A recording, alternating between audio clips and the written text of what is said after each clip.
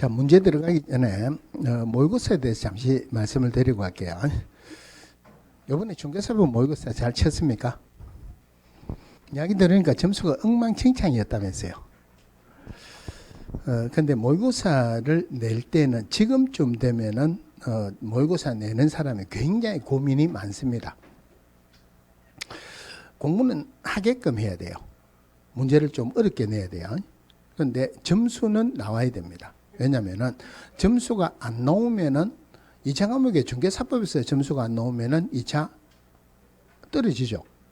전부 다 2차 포기한다는 말이 나옵니다. 그러니까 문제는 어렵게 공부를 시켜야 되고 또 지금 상황으로서는 어렵게 나온다는 게 예견되어 있으니까 점수를 너무 안 주면은 또 안 돼요. 문제를 내는 방법이 문제는 어렵더라도 답은 쉽게 내야 돼요. 그러니까 답이 명확하게 보이는 것 이렇게 내야 돼요. 모의고사는 문제를 낼 때는 여러 가지 방법이 있어요. 자, 이번 모의고사에 40점 나왔다. 지금 바로 일반적으로 나왔던 문제로 치면은 한 몇 점 나오겠습니까? 지금 바로 본고사 치면은 몇 점쯤 예상되겠습니까?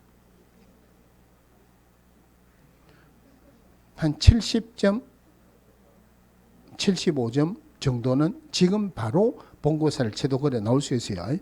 왜 그러냐면은 기본적으로 문제를 풀 때는 조금 비율의 차이는 있지만 상 20%, 중 60%, 하 20% 나옵니다. 난이도에 따라서 상이 20%가 30% 될 수도 있죠. 그죠? 기본적으로 주는 문제는 어떤 사람이 풀다 하더라도 다 맞추는 문제 20% 나옵니다. 그런데 모의고사 칠 때는 그런 거를 주로 안 넣어요. 그러니까 지금 문제에서 20점 올렸다고 생각하세요. 여러분들 지금 받은 점수에서 20점 오릅니다. 그런데 모의고사 내는 사람은 어떤 경우라 하더라도 본고사보다 쉽게는 못 냅니다. 본고사 출제하시는 분들은 천부적인 재질이 쉽게 문제를 내는 천부적인 재질이 있어요. 그러니까 모의고사 점수보다는 본고사가 15점 내지 20점 올라갑니다. 그러면은 지금 40점 나왔다. 기본적인 점수 더하면은 60점 되겠죠. 그죠? 그래서 거기에서 15점 내지 20점. 그런데 기본적으로 나오는 부분에서 조금은 나왔으니까 70점 내지 75점은 나온다고 생각하시면 돼요. 무슨 말이냐면은 지금 해도 점수를 많이 받을 수 있다 이 말이에요. 이번에 모의고사 못 쳤다 그래가지고 야 이거 2차 할까 말까 너무 그래 생각하지 마시라 이 말입니다. 자, 145페이지 6번 보겠습니다. 공인중개사 법령상 중개보수 계산 방법 등에 관한 설명이다 옳은 것은 분양권 거래의 경우에는 분양 가격에 프리미엄을 합산한 금액을 기준으로 중개보수를 계산한다. 이거 아니라는 것만 보시면 돼요. 분양 가격, 분양 대금에다가 프리미엄을 더하는 거 아니죠. 이미 지급한 금액에다가 프리미엄을 더합니다. 그럼 분양 대금이 5억 원이든 10억 원이든 중개보수 계산할 때는 아무 상관이 없다는 말이에요. 이번에 월 단위 차임액에 100을 곱한 금액과 보증금을 합산한 금액이 5천만 원 미만인 임대차인 경우에는 산출된 거래금액의 70%를 적용해서 중개보수를 계산한다. 틀리죠. 전체 금액의 70%가 아니고 보증금 플러스 월 차임 곱하기 70으로 합니다. 3번 부가가치세는 중개보수 한도액에 포함되어 있으므로 별도로 받을 수 없다. 이건 확인 설명서에 나오는데 부가세는 보수에 포함된 것으로 본답니까? 별도로 받을 수 있다. 해서는 별도로 받을 수 있다. 자, 중개대상물인 건축물 중 주택의 면적이 2분의 1인 경우에는 주택에 대한 중개보수를 적용한다. 똑같으면은 2분의 1 이상에 포함되죠. 그죠? 그래서 똑같다. 2분의 1이다. 주택으로 봅니다. 상가 임대차를 중개했을 경우 임대차 가액과 권리금을 합한 금액을 기준으로 중개보수를 계산한다. 권리금은 법정 중개대상물 아니죠. 그럼 중개업 아니죠. 그죠? 권리금은 중개보수 계산할 때 안 들어갑니다. 자, 넘어가서 7번에 공인중개사 법령상 중개보수에 관한 설명으로 옳은 것은 주대인 사무소가 서울특별시 종로구에 있는 중개법인의 인천광역시 연수구 소재 분사무소에서 경기도 이천시에 있는 토지를 중개하는 경우 인천광역시 조례로 정한 기준에 따라 중개보수 및 실비를 받아야 된다. 여기서 문제의 핵심은 한 단어만 보시면 돼요. 뭡니까? 토지죠. 주택 외죠? 조례로 합니까? 안 합니까? 조례로 보는 것 아니다. 그죠? 1000분의 9 이내에서 당사자 협의랍니다. 이번에 전용면적 85제곱미터 이하이고 전용 입식부엌 및 화장실 등을 갖춘 오피스텔의 임대차를 중개하는 경우와 상가 임대차를 중개하는 경우 중개보수 한도는 동일하다. 상가는 1000분의 9 이내에서 당사자 협의를 하죠. 대신에 소형 오피스텔은 매매나 교환은 최고가 1000분의 5, 임대차는 1000분의 4 다르네요. 3번 교환계약은 교환대산 중 중개대상물의 평균 가액을 거래금액으로 한다. 평균으로 하는 거 아니죠. 작은 거 하는 것도 아니죠. 두 개 다 더하는 것도 아니죠. 중개보수가 큰 금액으로 한다. 맞습니까? 틀립니까? 중개보수가 큰 금액으로 하는 게 아니고 거래 금액이 큰 거로 한다. 4번에 공주에서 법령은 중개보수의 최고 한도액만을 규정하고 최저 한도에 대해서는 규정을 두고 있지 않다. 이건 맞죠. 옛날에는 주택 외에는 1000분의 2에서 1000분의 9 한선이 있었어요. 한선이 있었는데 그때는 공주에서 협회가 두 개가 있었어요. 만날 때마다 싸웁니다. 한선을 두어야 된다, 안 두어야 된다. 그럼 두어야 된다 하는 쪽에서는 의미가 뭐냐면은 아무리 작아도 한선까지는 받을 수 있다. 이런 주장이고, 한선을 두면 안 된다 하는 말은 한선을 두면은 한선까지 주는 거지 그 위로서는 현실적으로 못 받는다. 둘 다 일리가 있죠. 막 치고받고 엄청나게 싸웠는데 결론은 한선은 없습니다. 1000분의 9 이내에서 당사자 협의를 한다. 지금 한선은 없죠. 5번에 임목의 저당권 설정 계약 중개한 경우 중개보수는 중개 의뢰인 쌍방으로부터 최고 금액의 1000분의 1.6%까지 받을 수 있다. 그럼 이거는 주택 아니죠. 주택 아니면은 1000분의 9죠. 그죠? 합하면은 1000분의 18까지 1.8%까지 받을 수 있습니다. 자, 오른쪽에 10번 볼게요. A시의 중개사무소를 둔 개업공개사 갑은 B시에 소지하는 을 소유의 건축물, 자, 가로 열고 그중 주택의 면적은 3분의 1이다. 주택의 면적이 3분의 1이다 하는 말은 주택입니까? 주택외입니까? 주택외죠. 그죠? 에 대해서 을과 병 사이에 매매 계약과 동시에 을을 임차인으로 하는 임대차 계약을 중개했다. 이 경우 갑이 받을 수 있는 중개보수에 관한 설명으로 옳은 것은, 그럼 지금 동일 당사자 을하고 병하고 매매하고 을을 임차인으로 임대차 계약을 체결했다는 말은 동일 부동산에 대해서 동일 당사자 간의 매매를 포함한 임대차가 동일기에 일어났다. 이래 되죠. 기억에 갑은 을과 병으로부터 각각 중개보수를 받을 수 있다. 당연히 둘 다에게 받을 수 있다. 맞고요. 갑은 B씨가 속한 시도조례에서 정한 기준에 따라 중개보수를 받아야 된다. 지금 중개사무소는 A씨에 있죠. 그런데 이 건축물은 B씨에 있죠. 중개사무소 소재지 시도조례입니까? 중개대상물 소재지 시도조례입니까?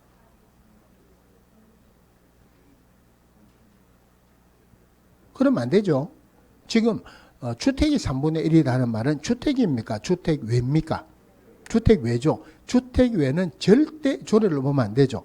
그래서 뭐 어떤 조례에서 어디에 조례에 따른 중개보수 받는다 이런 말이 들어가면 안 된다. 그죠?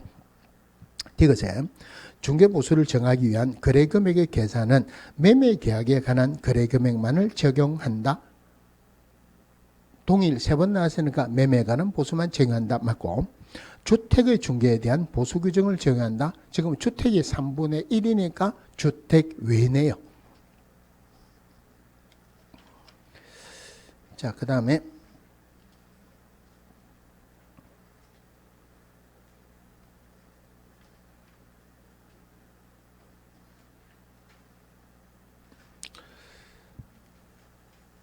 13번 한번 볼게요. 13번에 Y씨의 중개사무소를 둔 기업공개사 A의 중개로 매도인 갑과 매수인 을 간의 X주택을 이용권에 매매하는 계약을 체결하고 동시에 을이 임차인 병에게 X주택을 보증금 3천만 원, 월차임 20만 원에 임대하는 계약을 체결했다. A가 을에게 받을 수 있는 중개보수 최고액은, 자, 요 말은 문제를 헷갈리라고 냈어요. 자, 동일 부동산에 할 때 매매에 관한 보수만 적용한다. 동일 몇 번 나옵니까? 3번 나오죠. 동일 부동산에 대해서, 이거 동일 부동산 맞죠? 매매와 임대차가 동일기에 이루어진 거는 맞죠?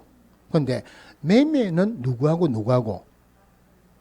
갑하고 을하고. 임대차는 을하고 병이죠. 동일 당사자 아니죠, 그죠? 그럼 이럴 때는 매매에 관한 보수만 적용하는 거 아니죠? 매매하고 임대차 같이 받아야 되죠. 이 말이에요. 갑하고 을하고는 매매를 중개했고 을하고 병하고는 임대차를 중개했어요. 기업공개에서 받는 것은 매매에 관한 보수 받아야 되죠. 임대차에 관한 보수 받아야 되죠. 그럼 지금 매매가 얼마입니까? 2억 원이에요.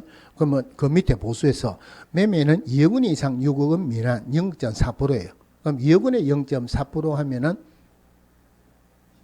80만 원이죠. 그럼 80만 원은 각각 받습니까? 아니면은 합해서 받습니까? 각각. 그러면은 여기에 갑에게 80, 을에게 80 맞죠? 그다음에 임대차입니다. 임대차가 보증금이 3천, 월차임 20만 원 곱하기 100 하면 5천만 원이죠. 5천만 원이면은 그대로 가야 됩니까? 곱하기 70으로 다시 해야 됩니까? 5천만 원 미만일 때 곱하기 70이니까 5천만 원이면 그래 가야 되죠. 그죠? 그럼 임대차의 5천만 원이면은 0.4% 최고 한도액이 30만 원이다. 그럼 5천만 원에 0.4%하면 20만 원이죠. 20만 원이다. 한도액보다 작죠. 그러면은 을하고 병에게 각각 20만 원씩 받을 수 있죠. 받을 수 있다. 그러면은 총 받는 게 얼마예요? 지금 문제가 A가 을에게 받을 수 있는 게 얼마냐? 을에게 받는 것은 매매할 때 80만 원, 임대차 할 때 20만 원, 100만 원이네요. 그러니까 이 부분을 문제를 내는 것은 매매만 적용한다. 이래 생각하고 틀린 사람이 생각보다 많았어요. 동일 3번 나와야 되죠. 자, 14번에 기업공개사 갑은 A 소유의 오피스텔 전용 면적 85제곱미터이고 전용 입식부엌과 화장실 등을 갖추었다에 대해서 매매대금 3억 원 하는 매수인 B와의 거래를 중개했다. 갑이 A로부터 받을 수 있는 중개보수 최대액은 얼마냐? A. 이거 동그라미 쳐야 되죠. 그럼 지금 오피스텔은 별도로 계산하죠. 제 임대차니까 1000분의 얼마입니까? 오피스텔은 1000분의 4. 그럼 그대로 계산하면 되는 거죠. 지금 매매네. 매매면은 1000분의 5죠. 그럼 거래 금액에 1000분의 5 계산해가지고 여기는 곱하기 2 하면 안 되죠. 그죠? 그러면은 전용 입식부엌과 전용 화장실이 설치된 85제곱미터 이하라는 말이 없이 그냥 오피스텔이에요. 그냥 오피스텔은 이건 주택입니까? 주택외입니까? 이거는 주택외죠. 원룸은 주택입니까? 주택외입니까? 원룸을 우리말로 하면 뭐라 합니까? 단칸방이에요. 주택이죠. 자, 그 다음 넘어가서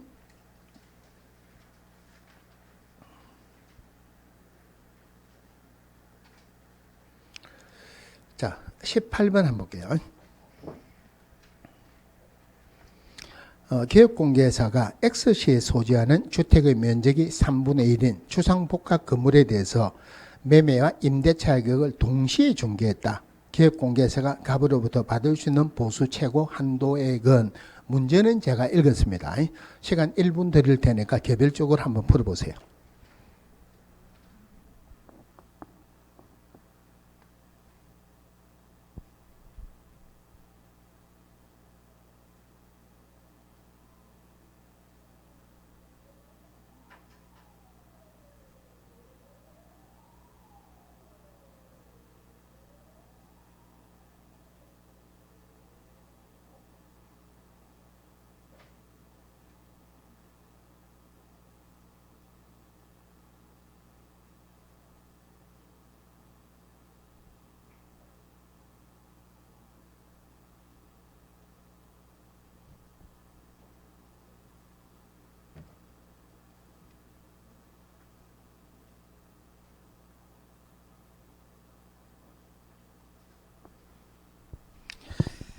자, 1분 됐습니다.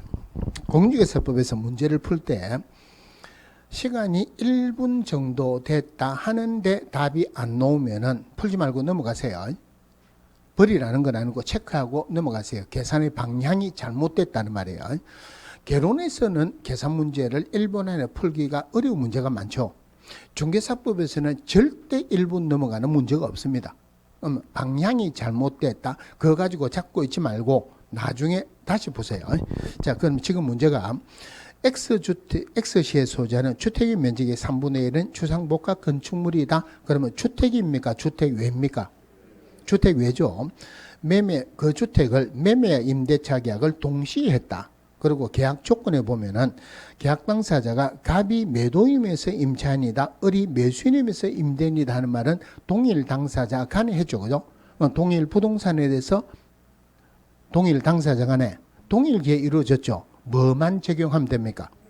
매매에 관한 보수만 적용하면 되죠. 그럼 가로 안에 주택의 면적이 3분의 1입니다. 3분의 1이면 주택입니까? 주택외입니까? 주택외죠. 주택외에 지금 매매 계약이 1억 원이죠. 그럼 주택외에 1억 원이다. 그러면 최고 얼마 받을 수 있습니까? 1000분의 9죠. 그럼 90만 원이죠. 그런데 여기에 이번에 가로 안에 이번에 매매에 대한 합의된 중개보수가 100만 원이다.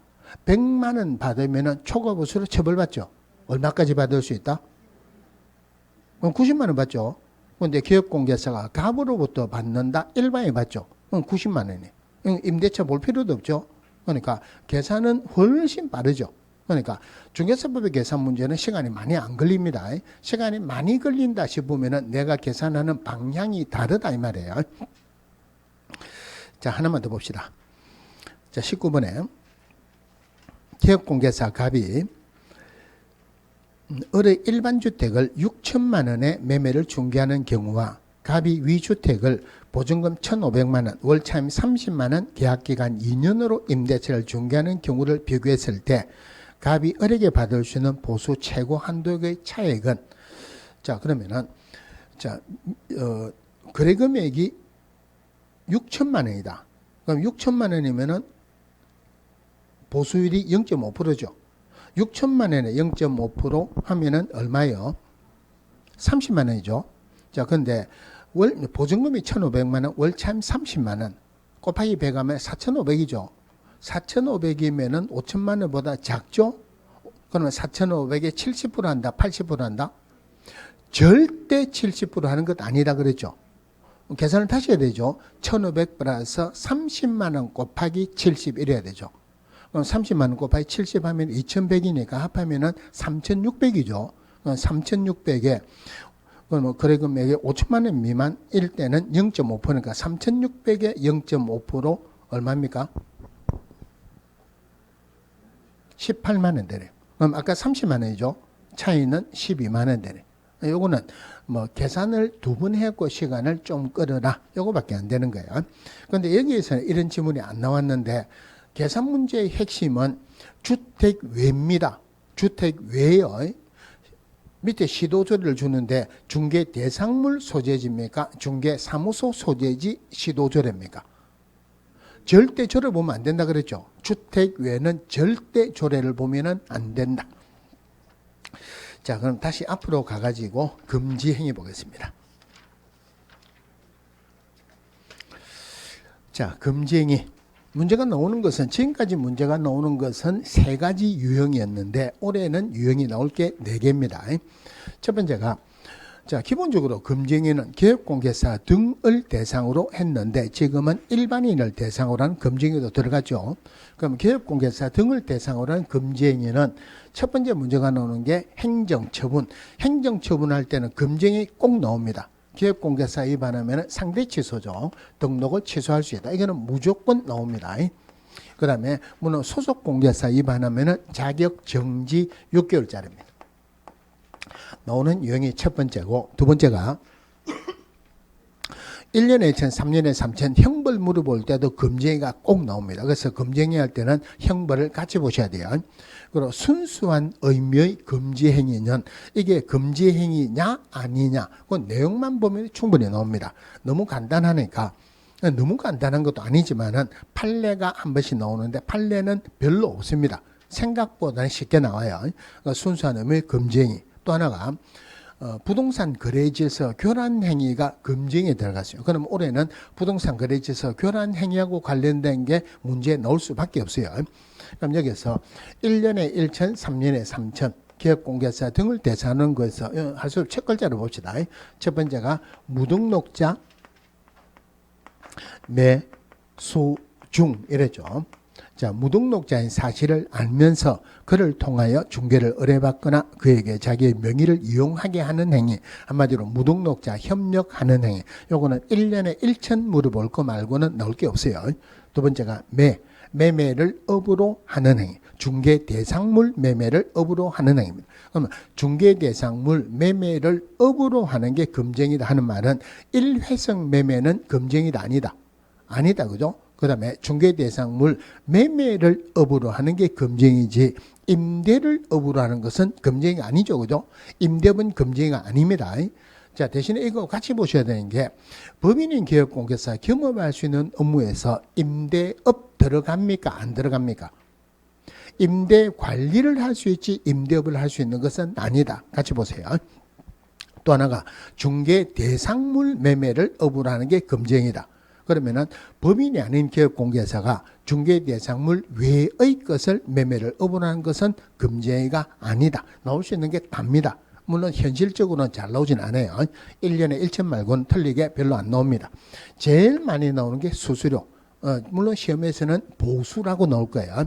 초과 보수 받았다, 초과 실비 받았다. 법에서 표현하기로는 사례, 증여 그 밖에 어떤 명목으로도 법정 보수를 초과해서 받는 행위. 자, 이 부분에서 보수에 관한 약정 한번 볼게요. 아까 한번 나왔는데 기업공개사는 법정 보수 받을 수 있는 권리가 있다 하는 것을 먼저 생각하세요. 그러면은 의뢰인하고 기업공개사 간에 초과 보수 약정은 절대 무효가 아니죠. 이게 무효라면 아무것도 못 받습니다. 초과되는 부분만 무효입니다. 이게 제일 많이 놓은 거예요. 두 번째, 의뢰인하고 무자격자 간의 보수에 관한 약정은 무조건 무효입니다. 다른 말로 하면은 무자격자하고 보수에 관한 약정이 무효다 하는 말은 거래계약 체결하면은 얼마 주겠다는 약속이 무효죠. 보수 지급해야 된다, 안 해야 된다? 안 해도 됩니다. 지급했다 하더라도 돌려받을 수 있어요. 다른 말로 무자격자는 보수 청구권이 있다, 없다? 보수 청구권 없습니다.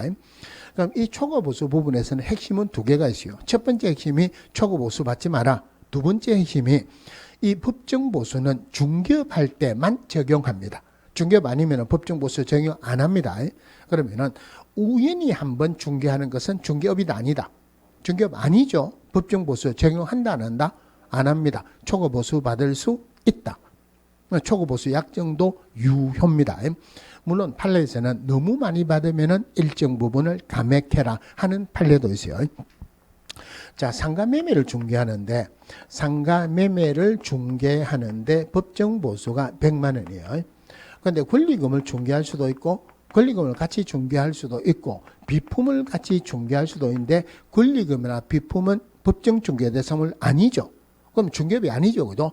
포괄적으로 150만 원 받았다. 그럼 150만 원 중에서 상가 매매에 관한 보수가 100만 원보다 많다고 어느 누구라도 단언할 수 없다. 그죠? 포괄적으로 받을 때 요거는 초과 보수로 처벌할 수 없다 하는 판례가 있어요. 자, 이 부분에서 100% 나오는 질문이 있습니다. 상가 분양 대행하는 것. 자, 상가 분양 대행하는 것 법인의 겸업 업무에 들어가죠. 법인의 겸업 업무에 들어가는 6개는 중개업이다 아니다.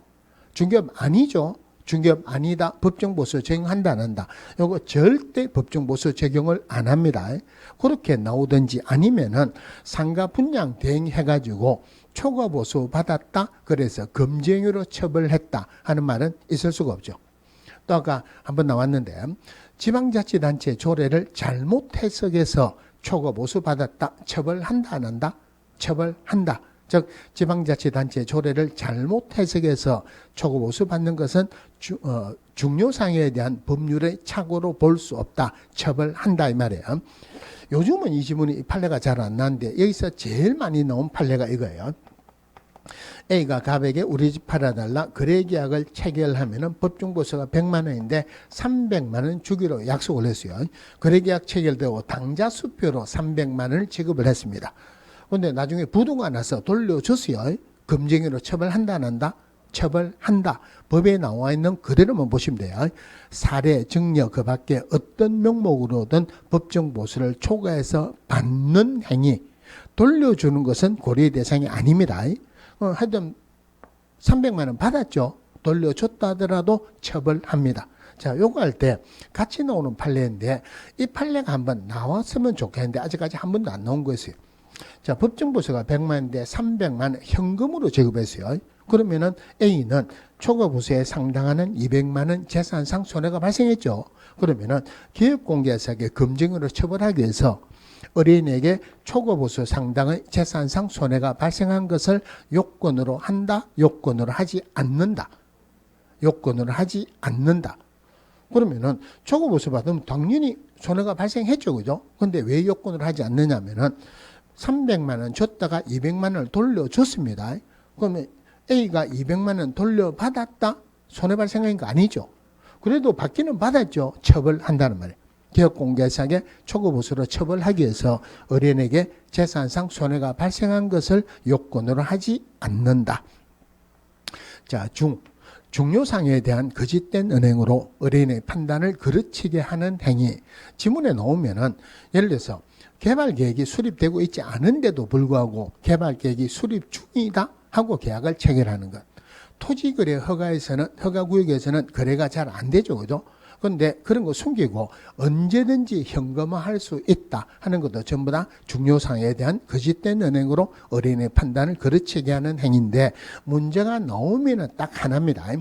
쉽게 얘기해서 기업공개사들끼리 서로 짜고 매도 의뢰받은 가격보다 무척 높은 가격으로 팔고 그 차익을 취득하는 행위도 중요상에 대한 거짓된 은행으로 어린의 판단을 그르치게 하는 행위로 본다. 판례가 하나밖에 없으니까 나오면 이거예요. 물론 여기에서 거래 금액도 중요상으로 본다. 자, 3년에 3천짜리가 부당단체에서 탈세 정서를 직접 하면 물론 여기에 쌍방대리도 들어가죠. 자, 부당한 이익을 얻거나 제3자에게 부당한 이익을 얻게 할 목적으로 거짓으로 거래가 완료된 것처럼 꾸미는 등 시세에 영향을 주거나 영향을 줄 우려가 있는 행위. 한마디로 가격을 올리기 위해 가지고 지금 평당 1,000만원으로 거래가 되는데 중개사무소에 가가지고 내가 당신한테 얼마 줄게. 우리 1,300으로 거래계약 체결한 거로 부동산 거래 신고를 해달라 이 말이에요. 한 서너 명이 거래했어요. 그러면 다른 사람이 보면은 실거래가가 1,300이 돼 있죠. 1,300으로 거래가 되겠죠. 그러고 난 뒤에 이 사람들이 계약을 해제시켜 버립니다. 그러면은 거래가 안 됐는데도 평당 1,300으로 올렸죠. 그죠? 이거는 범죄 행위예요. 그 내용인데 판례는 아직 없습니다. 그래서 이거는 3년에 3천이다. 그다음에 단체를 구성해서 특정 중개 대상물의 중개를 제한하거나 단체 구성은 외의자와의 공동중개를 제한하는 행위. 보통 우리가 말하는 부동산 거래정보망 말고 지역에 따라서 망들이 많이 있어요. 그런데 그 망에 가입하는데 사실은 좀 비쌉니다. 대표적으로 한 15년, 20년, 지금부터 20년 전에 부산에 해운대 신도시라는 게 생겼어요. 해운대 신도시 생기다 엄청나게 아파트가 많이 들어오죠. 중개사무소 굉장히 많이 들어가 있죠. 그죠? 그러니까 거기에 기존 있던 사람이나 중개사무소 빨리 들어간 사람은 다른 중개사무소가 들어오는 거 좋아하겠습니까? 안 좋아하겠습니까? 안 좋아합니다. 그런데 못 들어오게 할 수 있는 방법이 없죠. 그죠? 그래서 자기네들끼리 모여가지고 협의를 했습니다.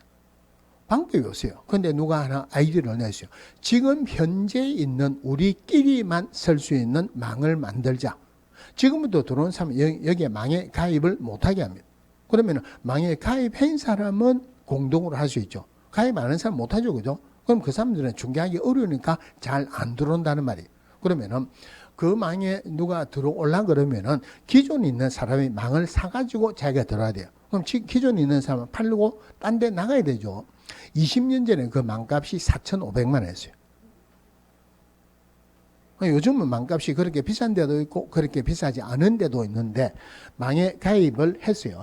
그럼 조금 비싸죠, 그죠?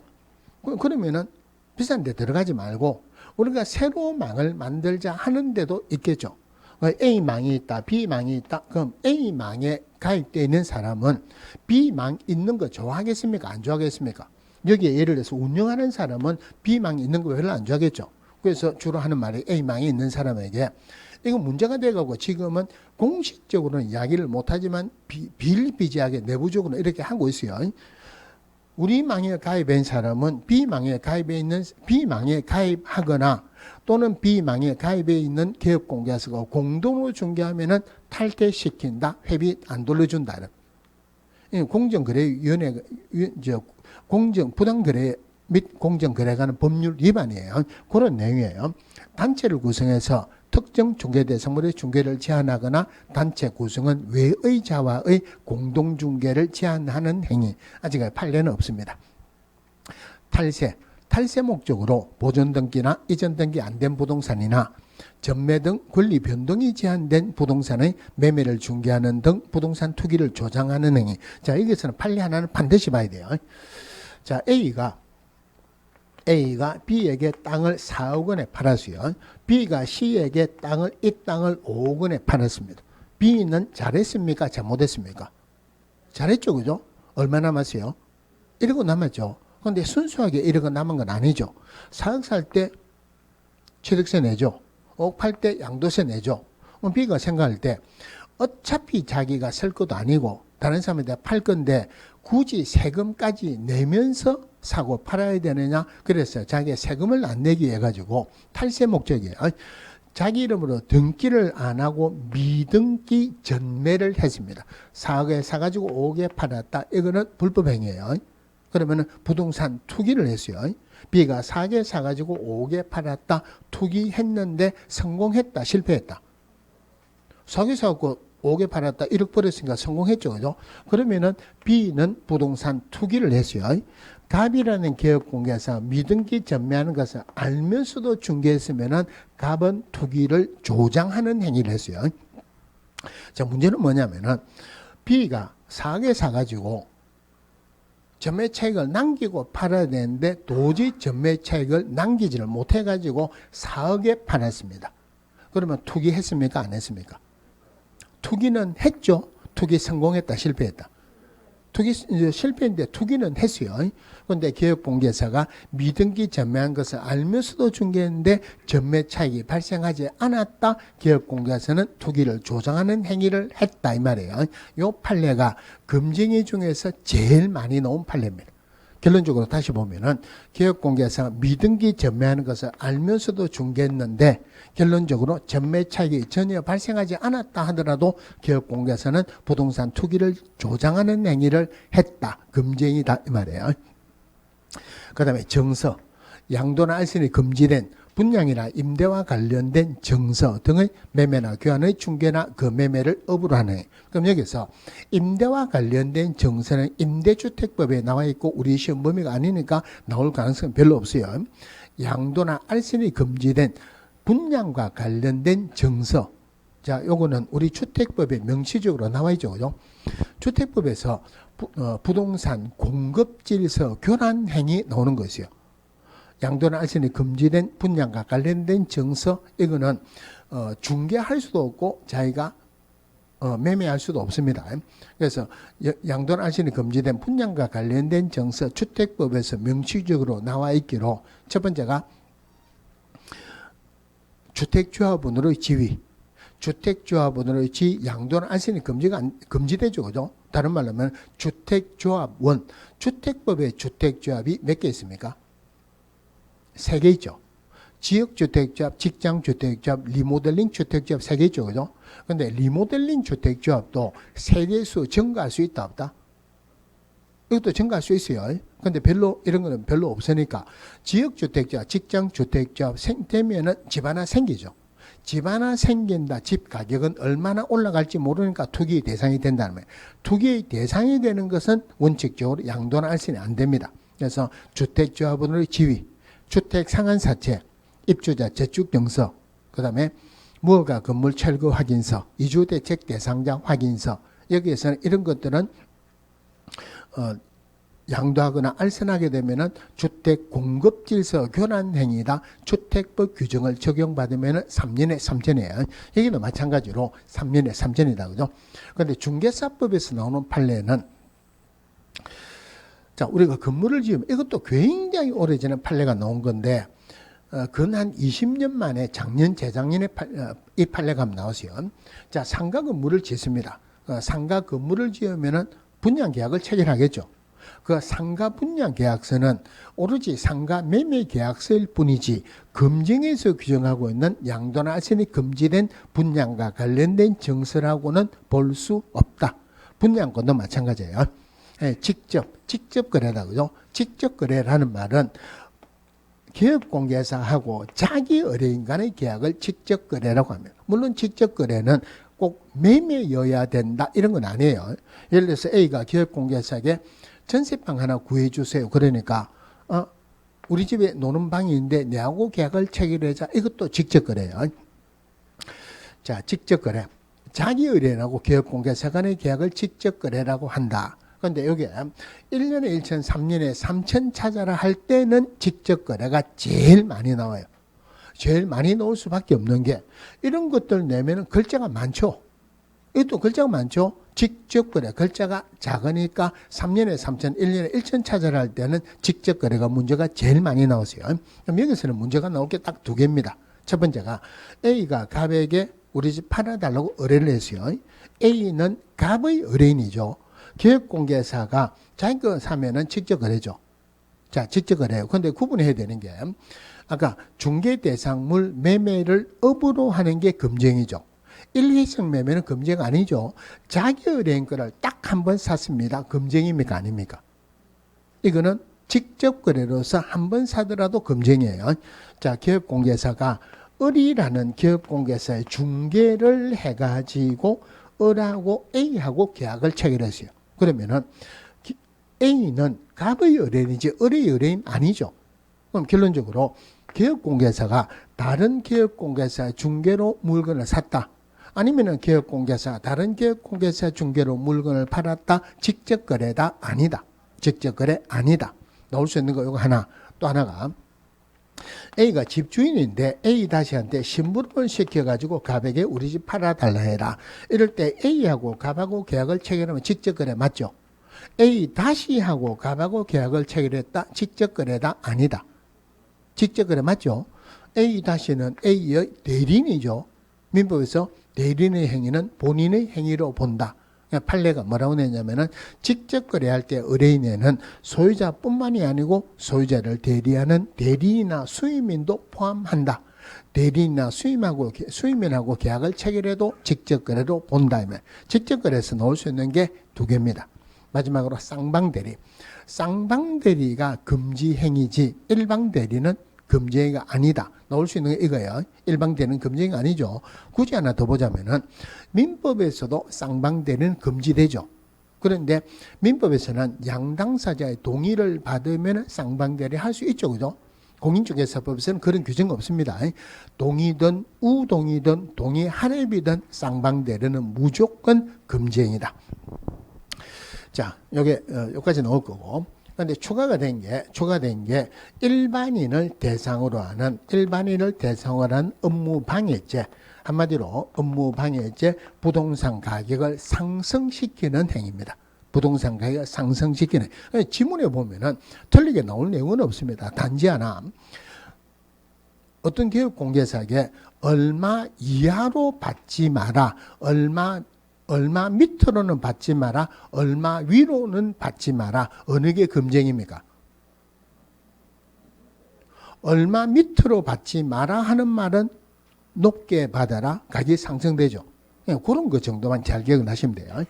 자, 요거 업무 방해죄. 이것도 3년에 3천이에요. 그럼 요 중에서 부당단체 업무 방해죄 요 세 개가 부동산 거래질서 교란 행위로 들어갑니다. 교란 행위는 요 지문을 보고 문제가 나오면은 그때 다시 보기로 할게요. 자, 134페이지 2번 보겠습니다.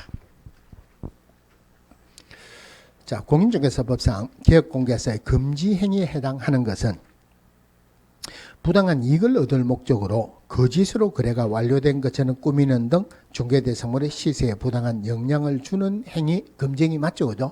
금지행위면서에게 부동산 거래지에서 교란 행위로 들어가죠. 1년에 1천입니까? 3년에 3천입니까? 부동산 거래지에서 교란 행위는 금지 행위로만 들어갑니다. 금지행위 아닌 것은 교란 행위 안 들어가요. 금지행위 중에서 부동산 거래지에서 교란 행위는 전부 다 3년에 3천이죠. 년에 미확정 개발 계획을 확정된 것처럼 고지해서 부동산 매매를 중개하는 행위. 한마디로 중요상에 대한 거짓된 은행으로 어린이의 판단을 그르치게 하는 행위. 금지행위 맞죠? 1년에 1천, 3년에 3천. 무등록자 매수 중 할 때 중이니까 1년에 1천입니다. 단체를 구성해서 특정 중개대상물에 대해서 중개를 제한하는 행위. 금지행위죠. 부동산 거래지에서 교란 행위로 들어가죠. 그죠? 3년에 3천입니다. 그런데 문제를 잘 보세요. 개업공개사 등의 금지행위에 들어가는 거죠. 그런데 단체를 구성해서 특정 중개대상물에 대한 중개를 제한하는 행위는 개업공개사 등을 대상으로 한 금지행위 맞죠? 그죠? 그런데 만약에 이거 말고 업무방해죄에 해당하는 게 안에 들어갔다면은 금지행위는 금지행위지만 이거는 일반인을 대상으로 한 거니까 개업공개사 등을 대상으로 한 것에는 안 들어가죠. 문제, 이런 부분은 문제를 잘 보셔야 돼요. 리얼에 배우자 소유의 토지를 매수 의뢰인에게 매각하는 것을 중개하는 행위. 개업공개사가 자기 부인 토지를 다른 사람에 파는 것을 중개했습니다. 직접 거래입니까? 아닙니까? 자기 거를 판 거 아니죠. 직접 거래 아니다. 그죠? 제 친구 중에 한 명이 머리가 굉장히 좋은 친구였어요. 초등학교 동기고 고등학교 동기입니다. 근데 그 부산에 가면 국제시장이라고 있죠. 그 국제시장 제일 끝에 올라가면은 부산에서 굉장히 유명한 곳 책방 골목이 있어요. 헌책방. 그 사이에 사거리에 자기 건물이 하나 있어요. 5층짜리 건물이 있는데 물론 아버지한테 받은 거예요. 1층에 앤틱 가구점을 했어요.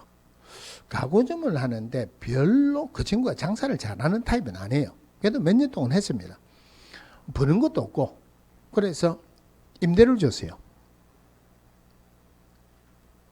휴대폰 가게 임대를 주니까 한 달에 그러니까 다른 것도 전부 다 임대를 주는데 1층 임대를 주니까 한 달에 500만 원이 꼬박꼬박 들어옵니다. 일할 생각이 없죠. 그래서 공부를 좀 해야 되겠다. 한의사 공부를 시작을 했어요. 그런데 머리가 좋다 하더라도 나이가 들면은 들어가는 것도 잘 안 들어가고 나오는 것도 빨리 나오죠. 그래서 1년, 2년 하다가 포기를 했어요. 그러다 몇 년 전에 공인중개사 공부를 했습니다. 그런데 이 친구가 굉장히 짠돌입니다. 학원에 가서 공부해라. 학원비 아까워서 학원에 안 갑니다. 안 갑니다. 집에서 열심히 하느냐? 열심히 안 해요. 뭐만 가지고 하느냐? 기출문제 가지고만 공부를 했어요. 그 합격하겠습니까? 떨어지겠습니까?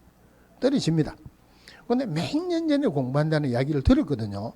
굉장히 오랜만에 만났는데 저는 안 하는 거 알았는데 아직까지 공부를 하고 있대요. 얼마 전에 만났는데 내가 뭐 도와줄 거 없나 이러니까 그 요약집 같은 거 있으면 좀 구해달래요. 요약집을 구해줬습니다. 그런데 다행스럽게 시험 치고 노드만 떨어졌대요. 그런데 발표하는 날 걸렸다고 바로 전화 왔어요. 구제받아서 합격을 했어요. 조금 있다가 중개사무소를 열겠다. 어디에서 열겠냐? 자기 건물 4층인가 임대료 중에 임대료도 안 나오고 막 그래서 내보내고 자기가 하겠다. 그거 하지 마라. 절대 하지 마라. 왜 하지 말았냐면은 자기는 하는 이유가 국제시장 굉장히 넓죠. 중개대상물이 많죠. 그게 오랫동안 있으니까 사람 다 한다. 그걸 대상으로 하면 한다. 그런데 안 됩니다. 하지 마라 그랬어요. 그런데 결국 했어요. 1년 지나고 한 건 했나 하기는 한 건도 못 했대요. 1년 지나고 한 건 했나 한 건 했대요. 우와 어째 한 건 했나 우리 집사람 논 팔았다. 직접 거래입니까? 아닙니까? 자기가 판 거 아니죠? 직접 거래 아니다. 그죠? 큰 그 국제시장 이런 데서는 함부로 중개하는 거 아니에요. 그거는 대를 이어서 장사합니다. 대를 이어서 장사하는데 임대차 중개하고 전세 중개하고 매매 중개하고 합니까? 안 합니까? 안 합니다. 그런 데는 안 들어가는 게 좋죠. 그죠?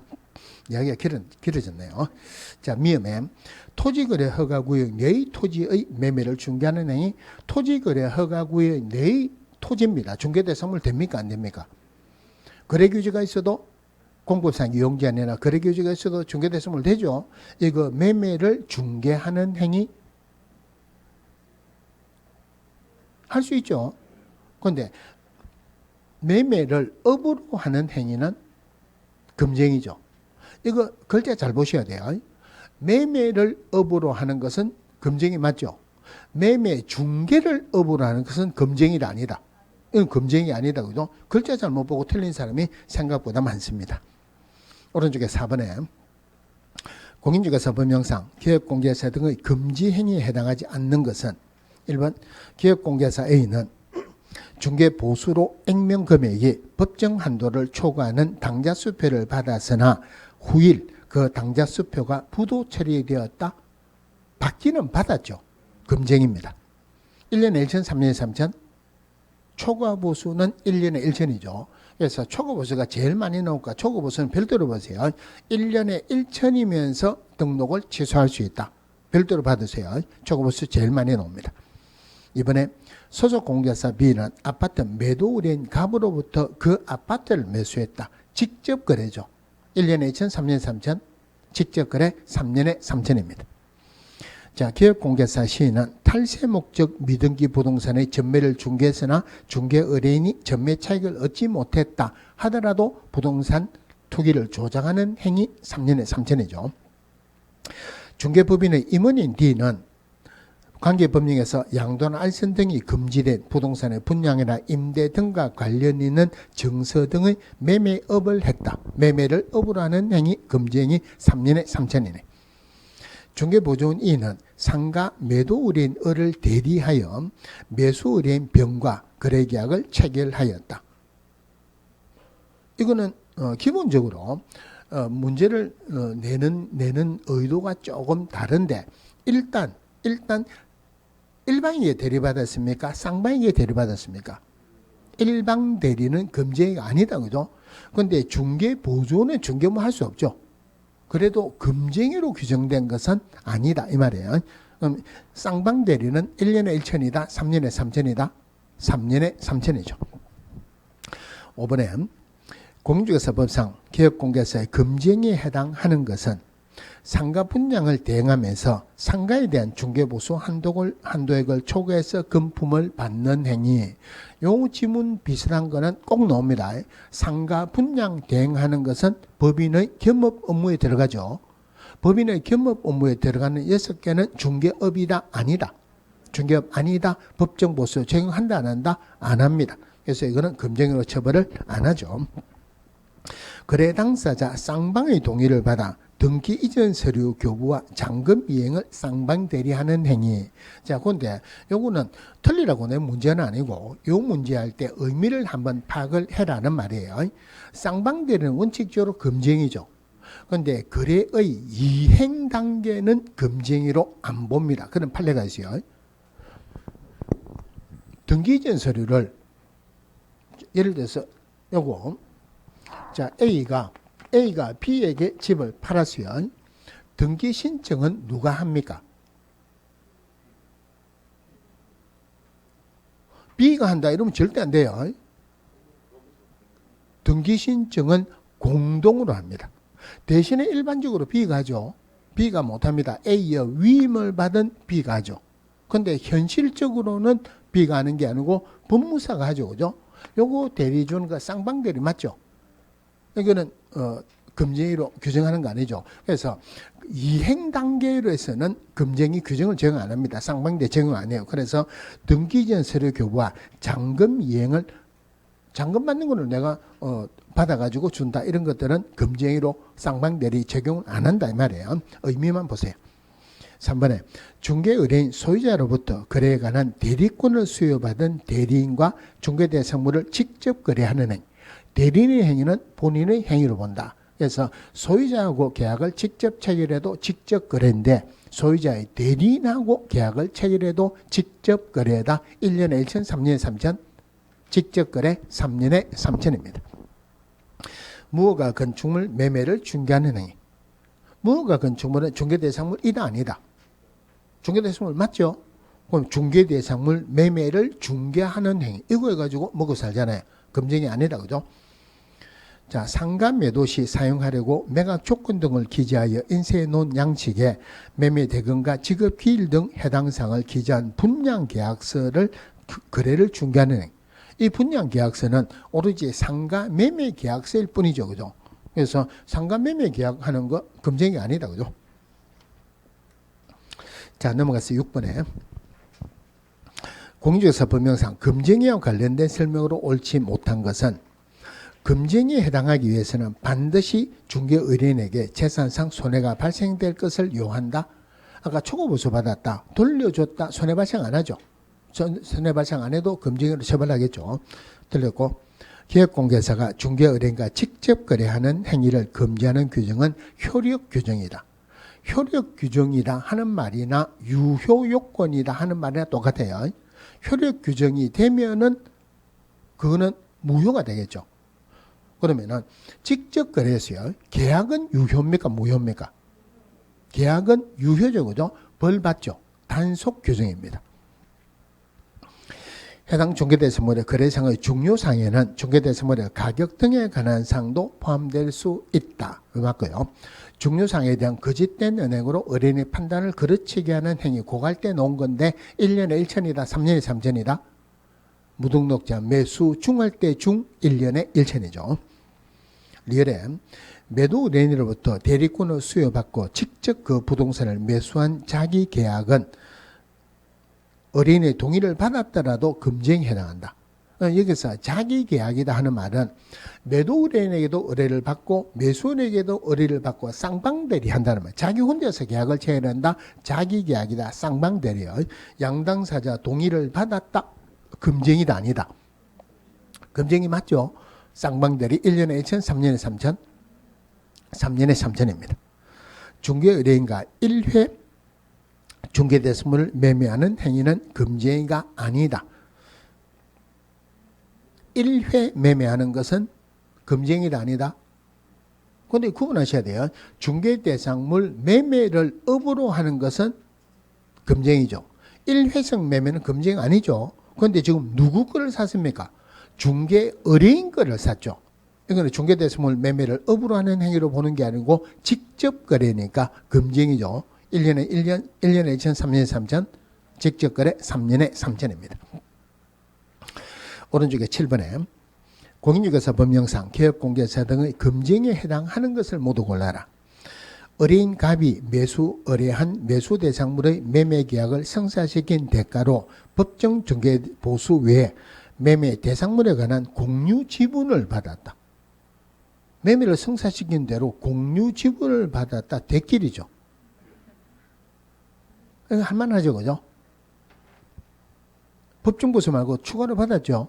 초과 보수로 금쟁이다. 1년에 1천, 3년에 3천, 1년에 1천.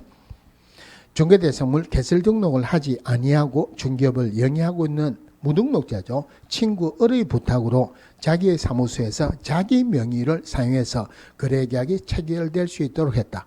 무등록자인 사실을 알면서 그를 통하여 중개를 의뢰받거나 그에게 자기의 명의를 이용하게 하는 행위 1년에 1천이죠. 자, 인적 병소유 주택을 매수 의뢰인에게 매도하는 계약을 중개했다. 자기 친적 거를 다른 사람에게 파는 거 중개했습니다. 금쟁이 아니죠. 그죠? 토지에 대한 컨설팅을 해주고 그 보수로 토지에 대한 중개보수 한도액을 초과해서 받았다. 컨설팅 법인인 개업공개사 겸업할 수 있는 업무에 들어가죠. 이거는 중개업 아니죠. 그죠? 법정보수 적용을 안 합니다. 자, 8번에 3번 한번 볼게요. 병은 토지 소유자 시와 토지를 택지로 조성해서 분할한 다음 이를 타인에게 매각하고 일정 거문을 지급받기로 약정했다. 이거 중개업입니까? 아닙니까? 중개업 아니죠. 중개업 아니다. 법정보수 적용한다 안 한다? 적용을 안 합니다. 자, 넘어가서 9번에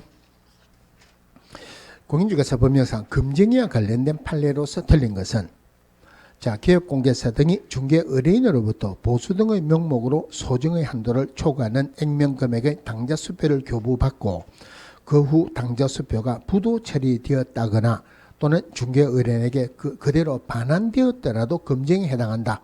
돌려줬다 하더라도 초과보수 받았죠. 금쟁이 1년에 1천, 3년에 3천, 초과보수 1년에 1천입니다. 자, 중개 의뢰인과 직접 거래를 금지하고 있는 규정은 효력 규정이 아니라 단속 규정으로 봐야 된다. 직접 거래했다 금쟁이지만 거래계약 자체는 유효죠. 벌 받죠, 그죠? 단속 규정입니다. 3번 토지와 건물의 임차권 및 권리금, 시설비의 교환을 중개하고 그 사례 명목으로 중개보수의 한도를 초과하여 포괄적으로 금문을 지급받은 경우 이는 법정 한도를 초과해서 중개보수를 지급받은 것이라고 보아야 한다. 아까 요거예요. 상간매매를 중개하면서 권리금 같이 중개했다. 초과보수로 처벌한다 안 한다? 처벌 안 합니다. 틀렸네요. 4번에 중개 의뢰인과 직접 거래란 기업공개사가 중개 의뢰인으로부터 중개대상물의 중개 의뢰를 받고 의뢰받는 중개대상물에 대한 매매 교환, 임대차 등과 같은 권리의 특실 변경에 관한 행위의 직접 상대방이 되는 경우를 의미한다. 당연한 이야기예요. 5번에 임야가 개발 제한구역으로 결정되어 가격이 떨어지고 매수하는 사람도 없어 상당한 가격으로 현금화하기 어려운데도 그러한 사정을 모르는 매수 의뢰인에게 바로 비싼 값에 전매할 수 있다고 기망해서 매매 계약을 체결하였다면 이는 금지되는 행위에 해당한다. 이거 1년에 1천입니까? 3년에 3천입니까? 중요사항에 대한 거짓된 은행으로 의뢰인의 판단을 거르치게 하는 행위 1년에 1천짜리예요. 자, 10번에 4번 한번 볼게요. 기업공개사 본항의 금지행위 규정을 위반한 경우 즉시 등록의 결격사에 해당한다. 자, 우리 결격사에 금지행위했다 들어갑니까? 안 들어갑니까? 안 들어가죠. 그러면은 금지행위 하면은 등록을 취소할 수 있다 이러죠. 그죠? 그러면은 금지행위를 했어요. 금지행위를 한 사람은 무등록자에 들어갑니까? 안 들어갑니까? 안 들어가죠. 금지행위하면은 등록을 취소할 수 있다. 아직 등록 취소됐다. 말이 안 나왔죠.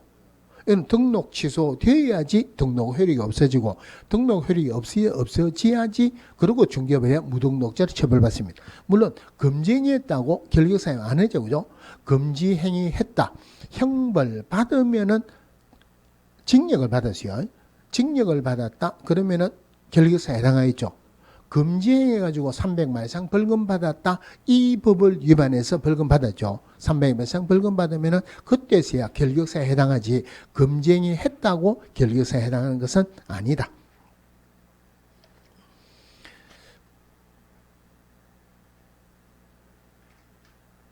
자, 11번에 공인중개사 법령상 부동산 거래지에서 교란 행위로 규정된 것이 아닌 것. 2번에 중개대상물 매매를 업으로 하는 행위.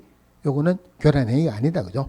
그래서 교란행위로 들어가는 것 중에서 틀리게 나올 수 있는 가능성이 제가 생각할 때 제일 많은 게 기업공개사 아닌 자가 표시 광고했다. 아니면은 기업공개사가 부당한 표시 광고했다. 어느 게 교란행위에 들어갑니까? 자, 1번 기업공개사 아닌 자가 표시 광고했다. 2번 기업공개사가 부당한 표시 광고했다. 어느 게 교란행위에 들어간다? 아무것도 안 들어갑니다. 자, 부동산 거래지에서 교란행위는 금지행위로만 들어가죠. 그 중에서 3년에 3천짜리죠. 기업공개사 아닌 자가 표시 광고했다. 1년에 1천입니까? 3년에 3천입니까? 100만 원 이하의 과태료입니까? 아닌 자는 1년에 1천이죠. 기업공개사 부당한 표시 광고했다. 한마디로 미끼 광고, 과장 광고, 피해를 줄 우려가 있는 광고 500만 원 이하의 과태료입니다. 1년에 1,500만 원 이하의 과태료 교란행위 안 들어갑니다. 자, 넘어가서 부동산 거래 공인중개사 법령상 부동산 거래지서 교란행위 신고센터에 관한 설명으로 틀린 것은 자, 교란행위 잠시 정리 좀 할게요. 자, 교란행위 신고센터 설치 운영은 국장이 합니다. 그런데 실제로 누구에게 위탁한다? 자, 신고센터는 한국부동산원에 위탁을 한다 그러죠. 조심해야 되는 게 모니터링 위탁 기관에는 부동산원 안 들어간다 그랬어요. 여기 신고센터예요. 그럼 누가 신고를 했어요. 신고를 했다. 그러면은 신고센터에서 시도지사 또는 등록관청에 조사 조치해라고 요구를 합니다. 그럼 시도지사나 등록관청은 신고센터에게 요구를 받았죠. 조사 조치하고 누구에게 통보를 해줘야 된다? 신고센터에게. 이거 얼마 이내? 10일 이내. 10일 이내 통보를 합니다. 그러면은 신고센터 끝나는 게 아니고 국장에게 통보를 해야 되죠. 요거는 매월 10일까지. 매월 10일까지. 자, 근데 종결할 수 있는 게 있죠. 예를 들어서 안 받은 거랑 마찬가지인 거야. 명백히 거짓이더라. 한번 신고 받은 건데 추가 자료나 증거 자료 없이 또 신고했다 안 받은 거랑 마찬가지죠. 끝난 건데 신고했다 안 받은 거랑 마찬가지죠. 이런 것들은 자체적으로 종결할 수 있다 아니죠, 그죠? 국장의 승인을 받고 종결할 수 있다. 자, 12번에 공인중개사 법령상 부동산 거래지에서 교란행위 신고센터에 관한 설명으로 틀린 것은 부동산 거래지에서 교란행위를 신고하려는 자는 피신고인의 인적사항, 증거자료 등을 서면으로 제출해야 된다. 뭐 당연한 이야기고 신고센터는 제출받은 신고사항에 대해서 시도지사 및 등록관청 등에게 조사 조치를 요구해야 된다.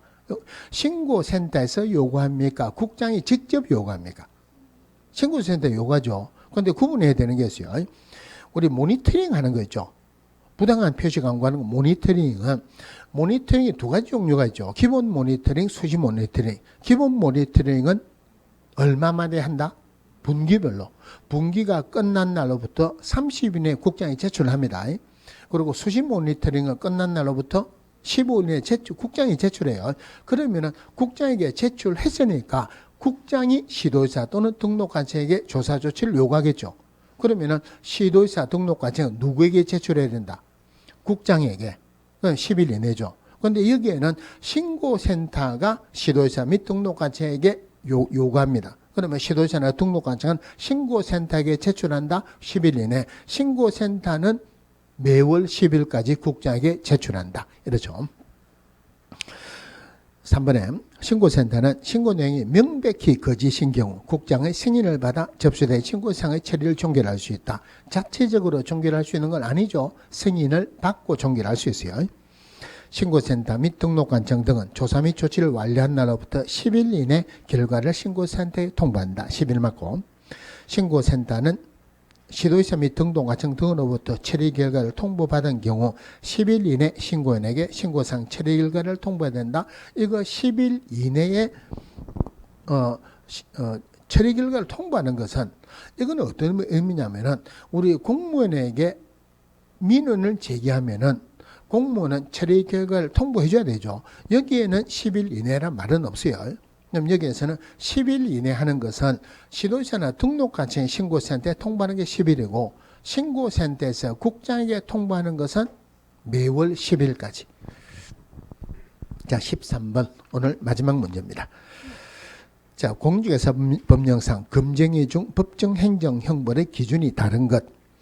중개대상물의 거래상의 중요사항에 관하여 거짓된 은행, 그 밖의 방법으로 중개의뢰인의 판단을 그르치게 하는 행위. 중개대상물의 거래상을 이거 빼면은 중요사항에 대한 거짓된 은행으로 첫 글자 중이죠. 무등록자 매수 중 1년에 1천입니다. 거래 당사자 쌍방을 대리하는 행위 1년에 1천, 3년에 3천? 3년에 3천이죠. 그럼 답은 1번 아니면 2번이죠. 그 중에서 밑에 아무거나 보면 되죠. 3번에 단체를 구성해서 단체 구성은 외자와의 공동중개를 제한하는 행위. 요거 부동산 거래지에서 교란행위로 들어가죠. 교란행위로 들어가는 것은 1년에 1천이다. 3년에 3천이다. 3년에 3천. 그럼 답은 자동적으로 1번이 되겠네요. 4번에 시세에 부당한 영향을 줄 목적으로 기업공개사 등에게 중개대상물을 시세보다 현저하게 높게 표시 광고하도록 강요하는 행위. 이것도 일반인을 대상으로 검증이 맞죠. 3년에 3천이죠. 그러면은 4번을 위반한 기업공개사에게 등록을 취소할 수 있다 하면은 맞습니까? 틀립니까? 지금 방금 4번 읽었죠. 이거 위반했다. 등록을 취소할 수 있다? 이거는 기업공개사 등을 대상으로 한 거 아니죠. 등록을 취소할 수 있다. 들어가면 안 됩니다. 그죠? 3년에 3천만 들어갑니다. 5번에 관계법령의 규정에 의해서 전매 등 권리 변동이 제한된 부동산의 매매를 중개해서 부동산 투기를 조장하는 행위. 1년에 1천, 3년에 3천. 3년에 3천입니다. 그러면 이 사람은 3년 이하의 징역 또는 3천만 원 이하의 벌금 받고 등록을 취소할 수 있다. 1년에 한 번 위반했으면 업무 정지 주겠죠. 몇 개월짜리 줍니까? 그러니까 쉽게 이야기하면 이거 개념을 봐보세요. 상대 취소가 원래는 업무 정지에서 나왔어요. 업무 정지가 이런 게 있는데 그 중에서 큰 것만 뽑아가지고 1년에 한 번 위반하면 벌을 큰 걸 줍니다. 업무 정지라도. 1년에 2번 위반하면 더 큰 거 취소 줍니다. 요거를 우리 법에서 편하기로 등록을 취소할 수 있다. 업무 정지가 기본적으로 3개월짜리예요. 그 다음에 특별한 거는 6개월짜리죠. 그 다음에 기타 명령 위반 1개월짜리죠. 그럼 이 사람 한 번 위반하면 업무 정지 6개월짜리 주죠. 6개월짜리 주고 2번 위반하면 취소입니다. 그러면은 소속 공개사가 금지 행위에서요. 자기 정지 주겠죠. 몇 개월짜리 줍니까? 6개월짜리. 그러니까 기업 공개사에게 6개월짜리 주는 것, 6개월짜리도 있고 금징에서 해당하는 것은 1년에 한 번 위반하면은 6개월이죠. 그거와 관련된 거 소속 공개사 위반하면 전부 다 6개월이에요. 나머지는 전부 다 3개월이고 기타 명령 위반은 1개월짜리 이렇게 되겠죠. 그래서 검증이 할 때는 1년에 2천, 3년에 3천 할 때 똑같이 한 거지만은 자주 안 하면은 별도로 외워야 돼요. 할 때마다 이런 거 할 때니까 할 때 같이 하세요. 별도로 안 해도 되잖아요. 자, 검증이 오늘 했고 그 다음에 다음 주에는 이거 저건 했죠. 중개보수는 했고 그 다음에 공인중개사 협회 들어가고 행정처분 나오는데 자 여러분들 행정처분 형벌 과태료 문제 나오면 어렵죠. 여러분들이 외워야 됩니다. 그런데 외워야 되는데 외우는 방법은 제일 좋은 거는 실제로 접목을 해봐야 돼요. 대신에 앞에 첫 글자 하는 거 있죠. 예를 들어서 이 소양사부가 2회 2등으로 결정됐다. 이거는 외워야 되죠. 이거는 외워야 되죠. 자, 그거를 외워놓고 문제를 그것만 가지고는 문제를 못 풉니다. 문제를 여러분들이 풀 때 어떻게 푸느냐면은 자, 그 외우는 게 핵심적인 단어의 첫 글자예요. 그러면은 결격사유에 해당됐다. 여러분들이 첫 글자를 만들면은 무슨 글자를 만들겠습니까? 결 하겠죠. 그러면 앞에 결 위에 놓고 결 있으면은 맞는 거 없으면은 틀린 거죠. 이중으로 하는 거 반드시 구분해야 되죠. 이중 소속. 이거 첫 글자 하나면 뭐라 할까요? 이소하면 되죠. 그럼 이중 등록은 이중 등록하면 되죠. 인장 등록하지 않거나 등록하지 아니한 인장을 사용했다. 첫 글자 뭐라 할까요? 인 하면 되죠. 거래계약서에 거래 금액 등 거래 내용을 거짓으로 기재하거나 서로 다른 2개 이상의 거래계약서를 작성했다. 첫 글자 뭐라 할까요? 그 하면 되죠. 소속 공개사주는 자격 정지에는 그 들어갔어요. 기업 공개사주는 상대 취소에서는 거래 요래 들어갔습니다. 똑같은 거예요. 거래계약서 확인설명서에 서명 및 날인 안 했다. 첫 글자 뭐라 할까요? 앞에 거래계약서 확인설명서는 핵심적인 내용이 아니니까 서명 및 날인 안 했다. 서죠. 그런데 그거를 업무정지에서는 석 이랬어요. 성실 정확하게 확인 설명하지 않거나 설명의 근거 자료를 제시하지 않았다. 첫 글자 뭐랄까요? 성. 그러니까 여러분들이 밑에 문장을 보면서 첫 글자를 만드세요. 여러분들이 만들 수 있는 걸 제가 만들어 놨어요. 그걸 가지고 몇 번만 이거 자기가 접목을 시켜야 돼요. 자기가 접목을 안 하면은 문제를 못 풉니다. 그래서 다음에 문제를 풀 때는 이거 첫 글자 뭡니까? 하고 넘어갈 거니까 여러분들이 기본적으로 한번 연습을 해봐야 되겠죠. 그죠? 이거는 자기가 안 해보면은 문제를 맞을 수가 없습니다. 그 중에서 다른 거는 이거는 내가 도저히 못하겠다 버린다 하더라도 절대 취소. 이 소양사부가 2회 2등으로 결정됐다. 무조건 나오니까 이거는 절대 버리면 안 돼요. 자, 그러니까 다음 주에 보면은 공제사 협회 나오고 행정처분 나오고 이러면 공제사 법령은 대충 끝나지겠죠. 그죠? 그 법령이 끝난다. 다음 주에 이래 혼자서 하는 것보다 같이 하는 게 훨씬 잘 이어집니다. 그리고 아까 말씀 드렸는데 모의고사 점수 안 나왔다고 2차 안 되겠다. 이번에 모의고사가 점수가 그래 나왔다는 말은 문제를 굉장히 어렵게 냈다 이 말이에요. 실제로는 그렇게 문제가 어렵게 나오지만은 여러분들이 모의고사 칠 때 어렵다 하는 정도는 안 나옵니다. 자신감을 가지고 문제 푸세요. 자, 오늘은 여기까지 하겠습니다. 수고했습니다.